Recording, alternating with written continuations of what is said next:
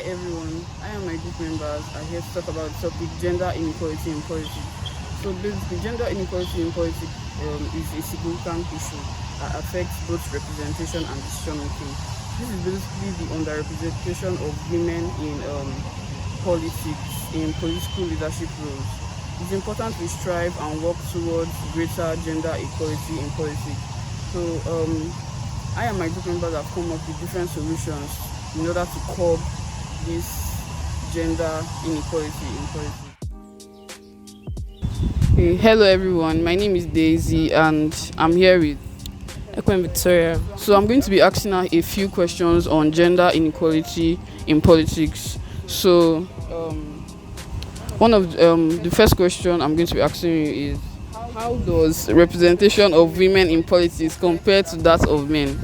Okay, so basically the representation of women in politics is very underrated, especially in Nigeria.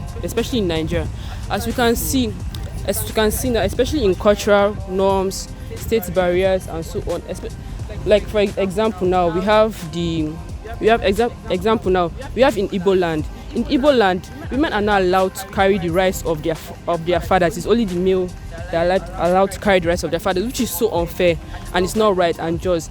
Another example is the Nigerian politics. For example, we have a very well-known Nigerian women politician. This woman, she came into power. She did good. As she did good in the seats. People did not like her because she was a woman. People always think because we're soft and we are very emotional. People think we cannot carry the burden of politics or carry the rights and carry the strain. But we can't carry the strain and everything. But for a good example that we can use is the family home. Women carry the burden. We teach our children a lot of things. We're the primary teachers in the family. We teach them everything that they need to learn to be able to survive in the home. Thank you. Thank you, Victoria, for that wonderful answer. So I'm here with the second speaker. Her name is Jane. So I'm also going to be asking you a few questions on gender inequality in politics. So what barriers do women face when entering the political arena? So, barriers women face.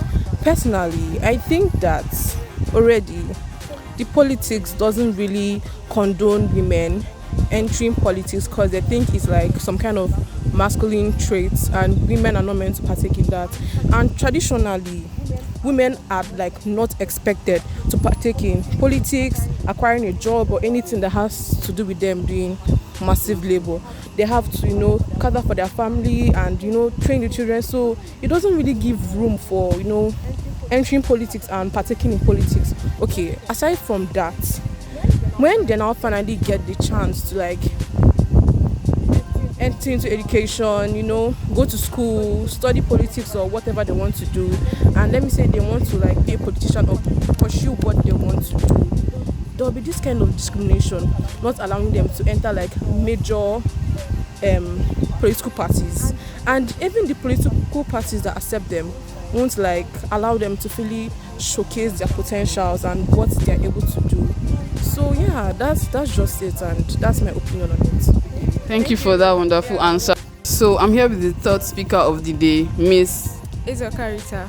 So I also have a few questions to ask you on the topic gender inequality in politics. So your first question is, what measures can be taken to increase the participation of women in politics? Well, that's a very interesting question. This can be achieved through different measures such as implementation of quotas.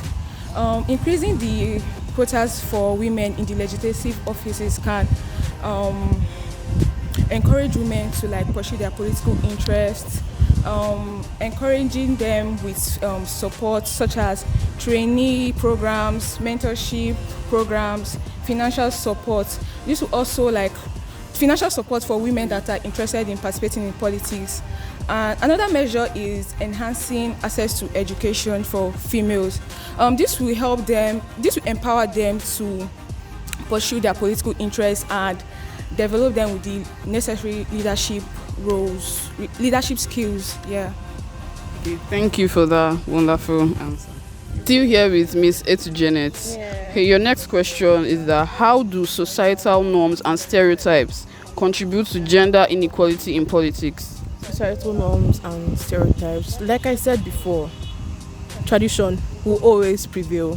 The thought of, oh, women are not meant to participate in political, or like anything that has to do with politics, and is a masculine trait. And also, like, it's just basically what I said before, the stereotype that women belong to the home.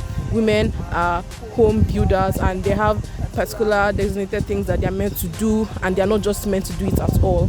So yeah, it's basically the same thing, and I'll also give my answer to that. Like, it's still the same answer that I'll give as the first one. Okay, thank you for that wonderful answer. Okay, so I'm here with the fourth speaker of the day, Miss Eunice. So I have a few questions to ask you on the topic gender inequality in politics. So your first question is, how does the lack of women in positions of politics affect policy making and governance? The underrepresentation of women in politics leads to women not being able to come out to vote when they see themselves not being represented in the political system. And also, it has noted that women have different perspectives and opinions and experiences better than men. So due to women not being represented in the government, the legislative gender may overlook some issues which may pose effects on the female gender, such as the reproductive rights, gender equality, childcare, access to childcare, and equal pay.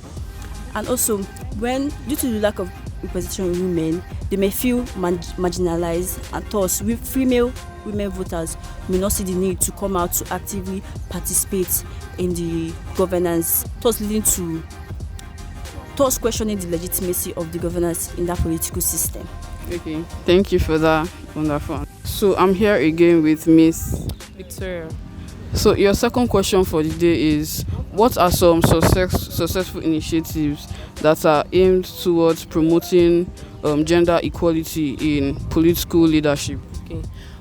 There are various examples, but I'll only be giving 3. For example, we have the women's rights, which a notable example is the women's suffrage movement, which happened in the early 20th century. Another example is the training and capacity development, which is supported by the UNDP, which is the United Nations Development Program. And we also have the political parties' gender pass. An example of this is we have seen in the Swedish Development Political Party in Sweden, whereby they allow women to participate in political activities through the removal of quota systems. Thank you. Still here with Miss Eunice. So your second question for the day is, how does the media portrayal of female politicians affect gender equality in politics? Media and its outlets has helped to shed light on the underrepresentation of women in politics, emphasizing on the disparities between the number of male and female leaders. Statistics have shown that 25.5% of women has been able to occupy the parliamentary seat as of 2021.